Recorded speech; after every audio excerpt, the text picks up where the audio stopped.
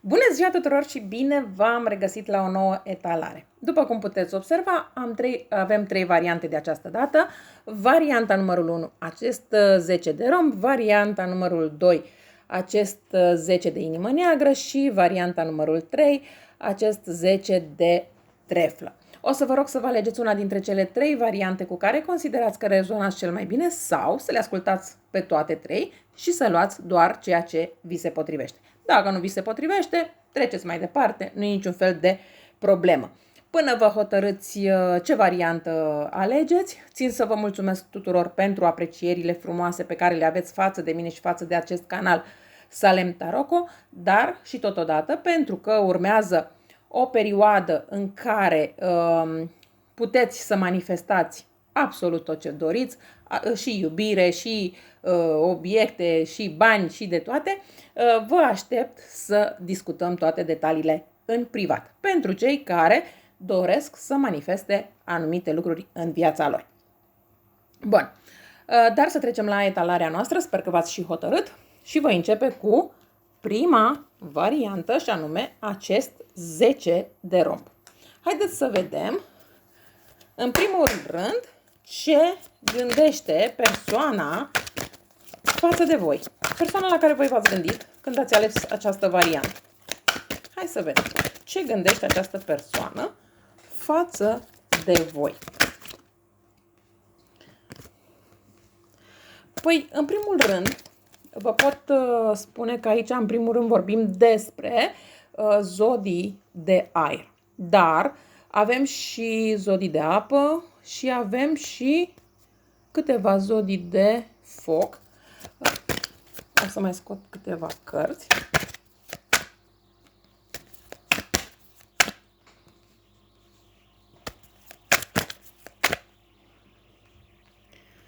În primul rând, pot să spun că această persoană se gândește destul de intens la voi. Se gândește că această situație s-a terminat, că voi ați plecat fără niciun fel de resentiment, că voi ați plecat fără niciun fel de vinovăție, că totul s-a terminat între voi. În acest moment, această persoană nu vede cum ar putea să vină înspre voi. Cu toate că își dorește acest lucru, dar este atât de supărat sau atât de supărată în acest moment, încât așteaptă tot voi să fiți cele care faceți următorul pas. Și n-ar fi nimic exclus aici ca tot voi să fiți până la urmă cele care trimiteți un mesaj, un emoji sau îi dați cumva de veste acestei persoane. De preferat ar fi să nu faceți acest lucru, dar depinde de fiecare dintre voi. Pe lângă acest lucru, sau cel puțin, chiar dacă nu faceți voi acest lucru, această speranță, această persoană speră ca voi să faceți acest pas, pentru că nu are curajul să o facă. Totodată, această persoană gândește că voi ați plecat cu sentimente, iluzii, vise și se simte destul de descurajat sau descurajată de a merge mai departe. Pentru a nu se gândi foarte mult la voi, bineînțeles că se refugiază în muncă, încearcă să-și organizeze finanțele, încearcă să-și organizeze viața, dar din păcate este destul de greu pentru că, indiferent ce încearcă să facă, indiferent în ce se refugiază, indiferent cum încearcă să își ducă viața mai departe, gândul este înspre voi. Se gândește într-adevăr să vină înspre voi, să facă un pas înspre voi, dar în acest moment nu are suficient curaj de a face acest lucru. Da, se gândește, se uită în depărtare și se gândește, lasă că poate îmi trimite un mesaj, lasă că poate vine, lasă că poate primesc o veste, e ca și cum stă și așteaptă un semn de la voi, un semn de la univers, un semn de la, nu știu, trece o pasăre în zbor, porumbelul mesager și îi lasă o veste, un mesaj din partea voastră. Hai să vedem sentimentele acestei persoane față de voi. Hai să vedem sentimentele acestei persoane față de voi.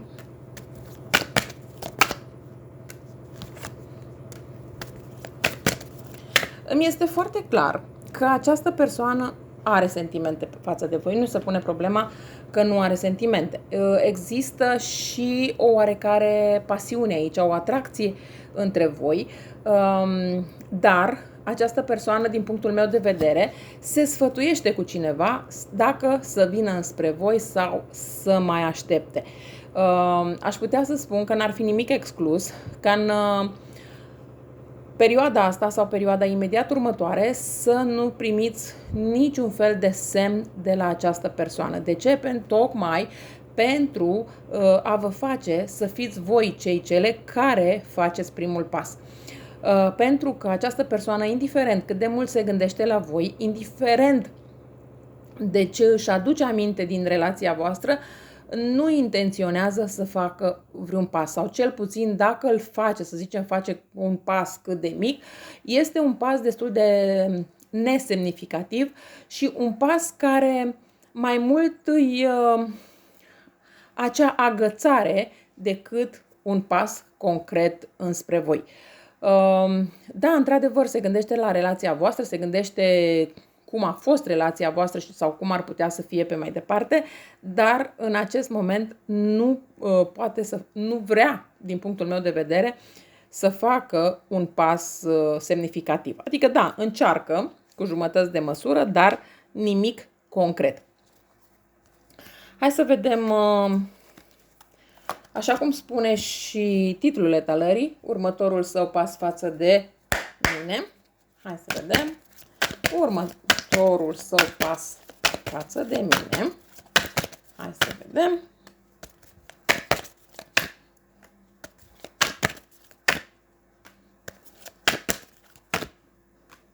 Păi, în primul rând, această persoană jonglează destul de mult. Și cu gândurile, și cu sentimentele, și cu absolut tot, cu reacții. Poate avea într-adevăr reacții impulsive să vă contacteze, dar totodată are și acea reacție de stai pe loc. Se simte destul de singură, se simte ca și cum nu mai există fericire, nu mai există viață, nu mai există. Dacă ar fi să vorbiți acum la telefon cu această persoană și să-i simțiți vocea, veți constata că este o voce foarte retrasă, o voce foarte moale, o voce fără niciun fel de vlagă. Într-adevăr, va încerca cumva să echilibreze lucrurile, dar atâta timp cât această persoană nu conștientizează ce s-a întâmplat, de ce s-a întâmplat și așa mai departe, nu poate veni înspre voi. În momentul în care lucrurile o să înceapă să se miște, abia atunci această persoană vine înspre voi. Dar în momentul în care vine pe neașteptate, vine pe nepusă masă, vine într-un moment în care nici nu vă mai gândiți că această persoană ar putea să facă un pas înspre voi. Haideți să vedem și cu oracolul iubirii ce ar vrea să vă transmită această persoană.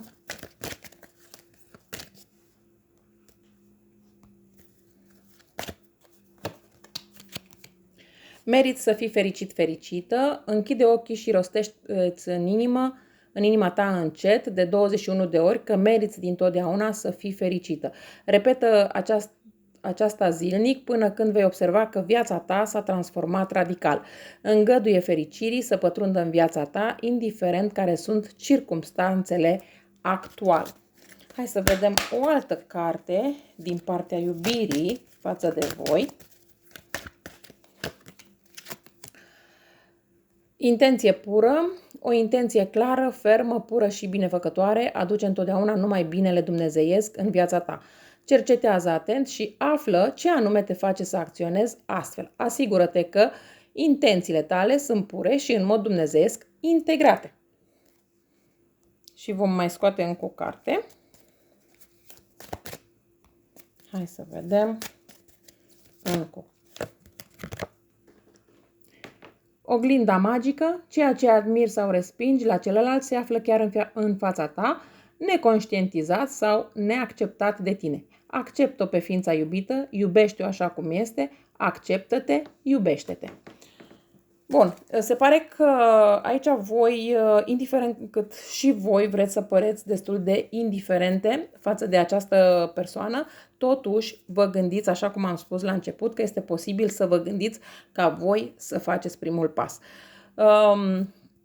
Dacă voi considerați că această persoană merită să mai faceți un pas, să-i mai dați o șansă, dar să fiți conștiente de lucrul acesta, atunci da, puteți să faceți pasul respectiv. Dar, totodată, trebuie să vă așteptați și la faptul că această persoană vă poate respinge, vă puteți aștepta inclusiv la faptul că totul se poate repeta. Dacă voi nu știți să puneți niște limite și nu știți să vă dați seama dacă într-adevăr această persoană mai merită o șansă sau nu.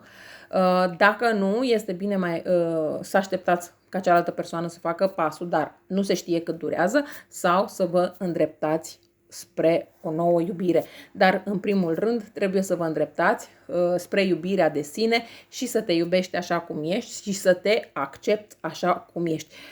Pentru că, da, într-adevăr, la un moment dat, când acest bărbat se va trezi din amorțeala în care se află, din blocajul în care se află, bineînțeles că va veni, așa cum am zis, va veni spre tine val vârtej. Dar, și neanunțat din punctul meu de vedere, dar ideea este sub ce formă vine, dacă vine asumat sau nu. Dar bineînțeles că voi știți mai bine dacă veți accepta sau nu veți accepta această persoană în momentul în care ajunge. Bun, cam astea au fost informațiile pentru voi, cei de la prima variantă. Și voi trece la varianta cu numărul 2, și anume acest 10 de inimă neagră. Hai să vedem acest 10 de inimă neagră ce vrea să spună această persoană la care voi vă gândiți.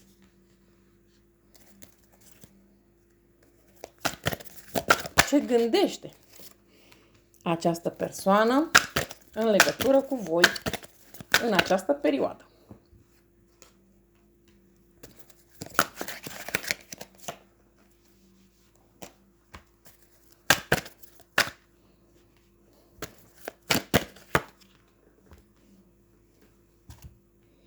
Bun.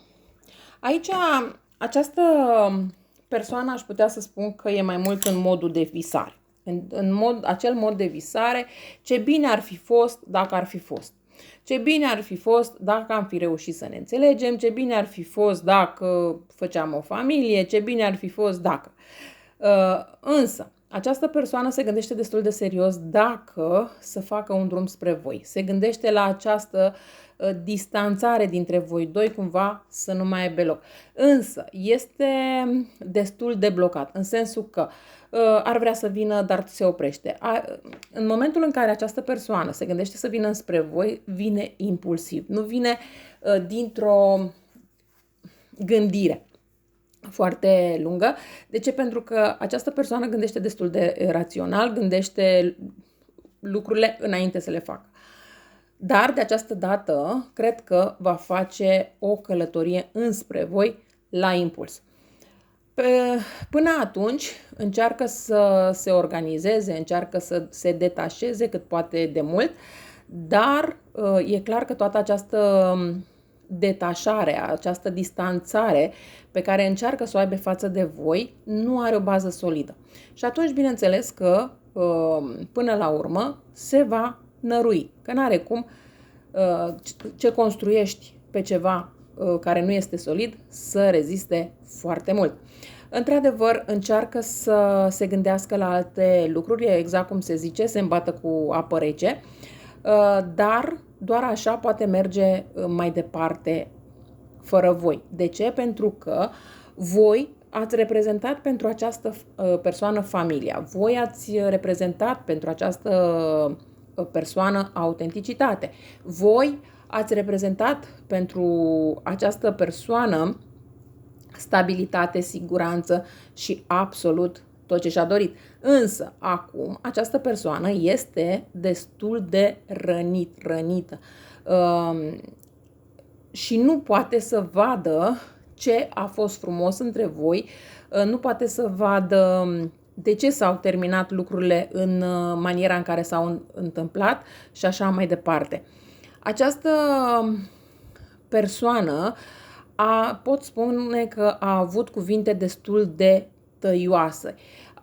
Chiar a încercat să rupă legătura cu voi, chiar a încercat să nu audă nimic de voi, să nu vă vadă, să nu vă simtă, dar din păcate, indiferent cât de mult încearcă să facă toate aceste lucruri, nu reușește. Indiferent cât de mult vine în fața voastră și vă zice: am reușit să te uit, am reușit să nu mă mai gândesc la tine, am reușit să fac lucrurile mult mai bine decât le-am făcut în prezența ta și așa mai departe, este doar de fațadă, este doar o mască pentru a vă răni pe voi. Această persoană nu e că nu ține la voi, dar încearcă foarte mult să își ascundă sentimentele, încearcă foarte mult să își minimalizeze sentimentele pe care le are față de voi, dar, din păcate, nu se poate așa cum își dorește această persoană. Hai să vedem următorul său pas față de mine, exact cum spune și titlul etalării. Deci se gândește ce să facă, cum să facă. N-ar fi nimic exclus aici, pentru că, așa cum spuneam și la începutul etalării, urmează o perioadă în care poți manifesta absolut tot ce-ți dorești și n-ar fi nimic exclus ca și această persoană să manifeste, să vă manifeste inclusiv pe voi în viața sa. Hai să vedem un alt pas pe care îl va face față de voi.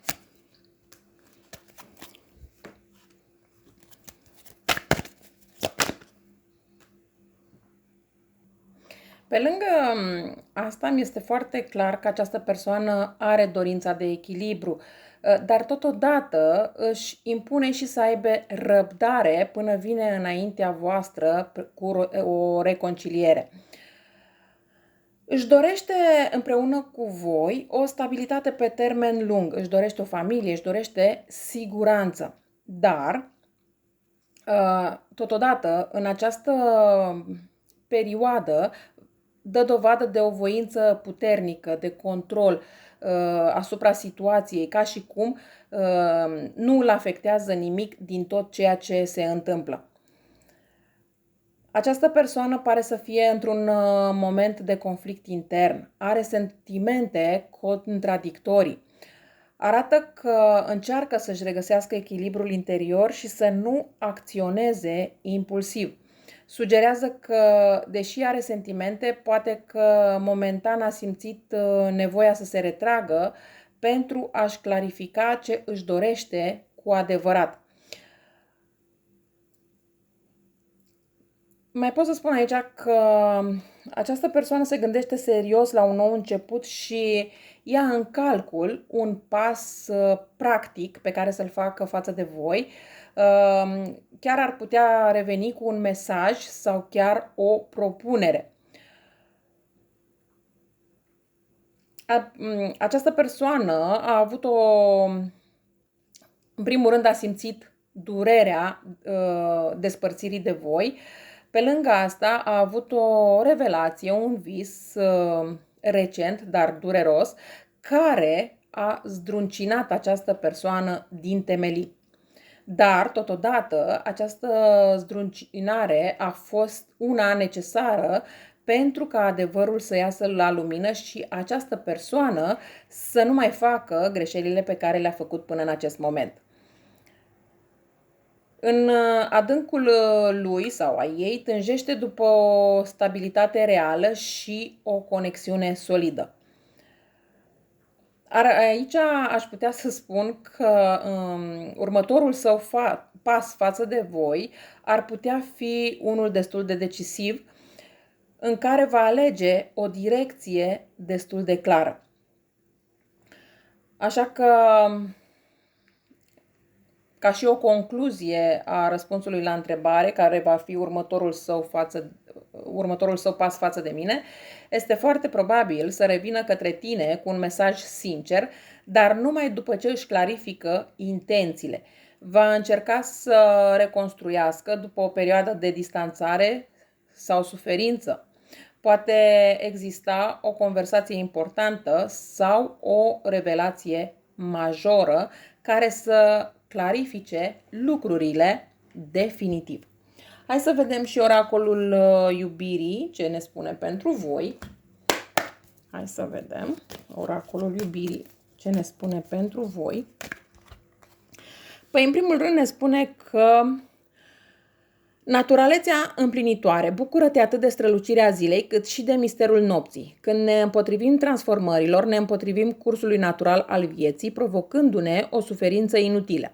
Urmează cursul natural al vieții și vei fi surprinsă câtă bucurie îți poate aduce aceasta.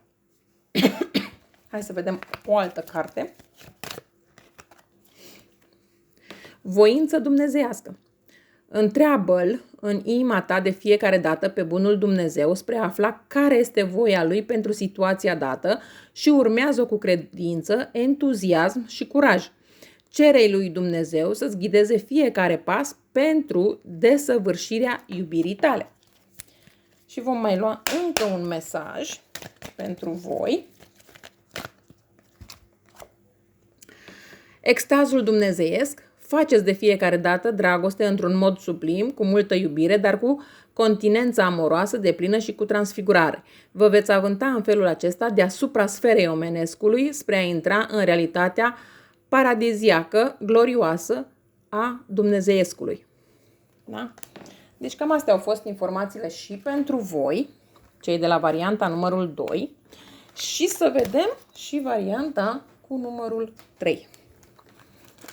Ce vrea să spună. Hai să vedem varianta cu numărul 3. În primul rând vom vedea gânduri, sentimente și după care vom vedea și următorul său pas. Hai să vedem gândurile persoanei la care voi v-ați gândit față de voi.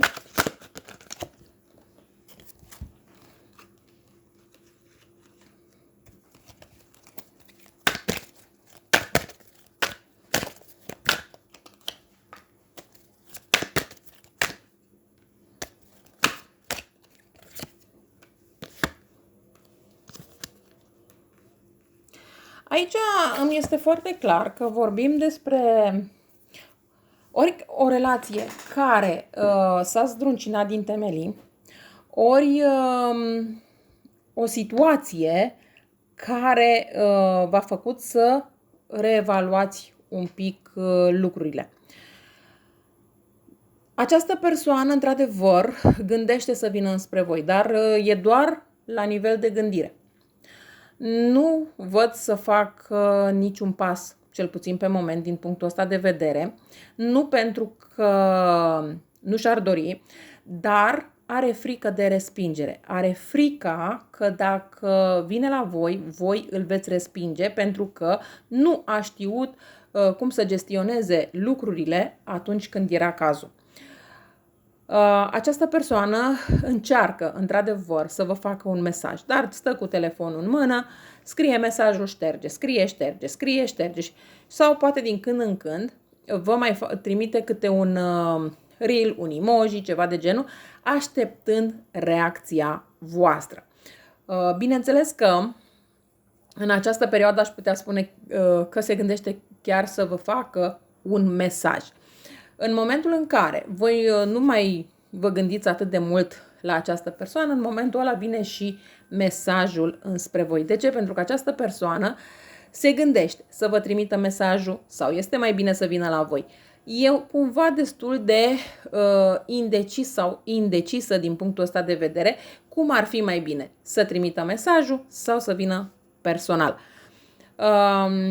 Dar încă nu se hotărăște prea curând, dar între timp vă visează, se gândește la voi și chiar caută pe rețelele de socializare anumite informații despre voi, poze cu voi sau poate că se uită la anumite momente fericite pe care le-ați avut împreună. Chiar dacă are în preajma sa persoane care îi spun hai, fă-ți curaj și du-te și vezi ce rezolvi, această persoană zice, nu, că dacă mă respinge. Deci această persoană, în primul rând, are frica de respingere, are frica de abandon, are frică de singurătate, dar nici nu face niciun pas în plus. De ce? Pentru că este blocat în fricile pe care le are. Este blocat în frica de a pierde și ceea ce are în acest moment. Nu cred că este o persoană atât de curajoasă încât să riște totul pentru a comunica cu voi. Hai să vedem sentimentele acestei persoane față de voi. Sentimentele acestei persoane față de voi.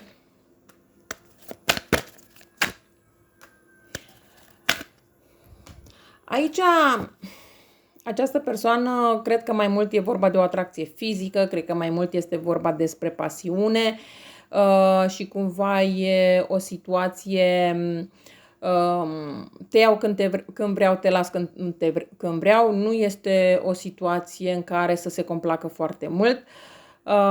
Cumva consideră că dacă trebuie să fie, este de la divinitate, dacă nu, nu.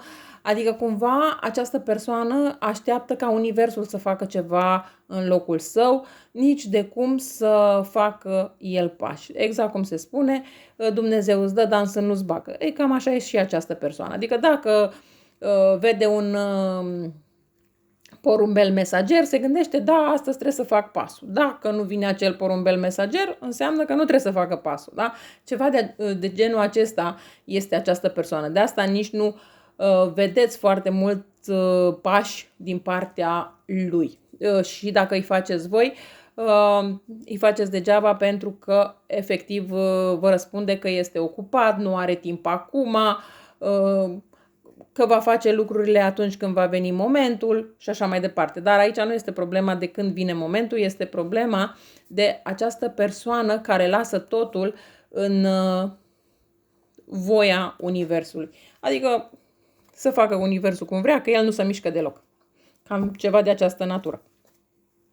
Și chiar dacă ar fi să vină și când primește acel porumbel mesager, vine cu foarte multe promisiuni, dar nu face ceva concret. Hai să vedem totuși care va fi următorul său pas față de voi. Următorul său pas față de mine, așa cum spune titlul etalării.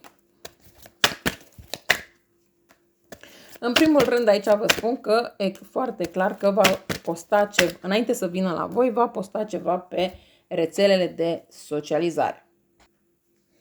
Această persoană, când o să vină la voi, o să vină cu o ofertă romantică și un gest de apropiere emoțională. Sau poate fi vorba de un mesaj sincer, sau poate scuze, sau chiar o declarație timidă.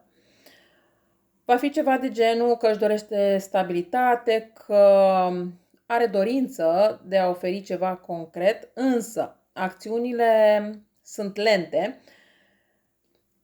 ale acestei persoane. Promisiuni sunt multe, dar fapte mai puține.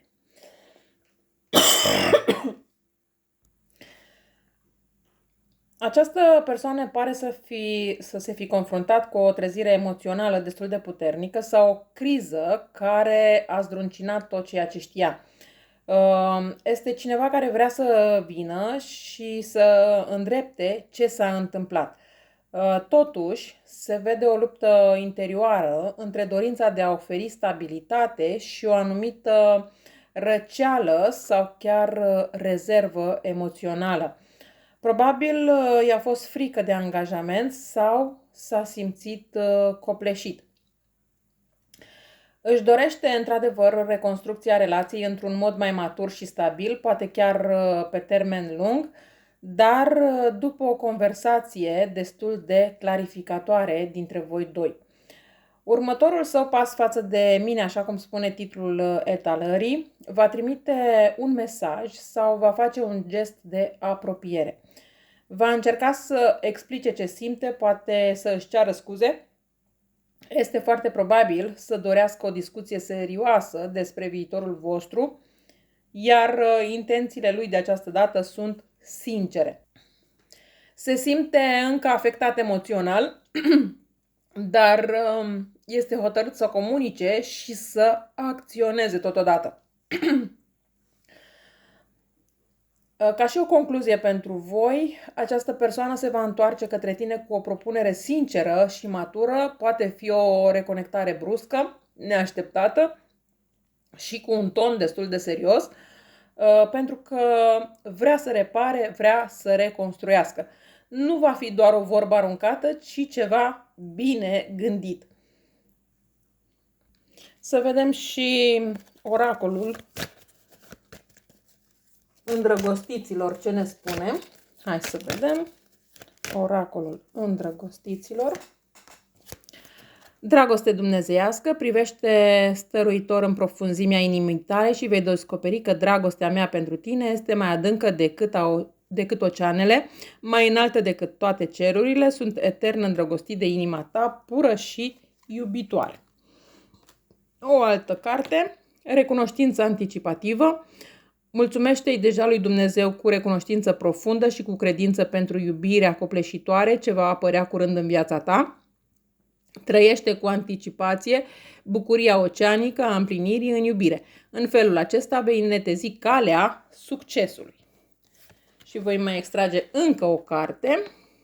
Înțelepciunea inimii. Răspunsul pe care îl cauți se află în inima ta și nu în minte, pentru că inima este poarta către sufletul cel pur și universal, care cuprinde totul și cunoaște totul.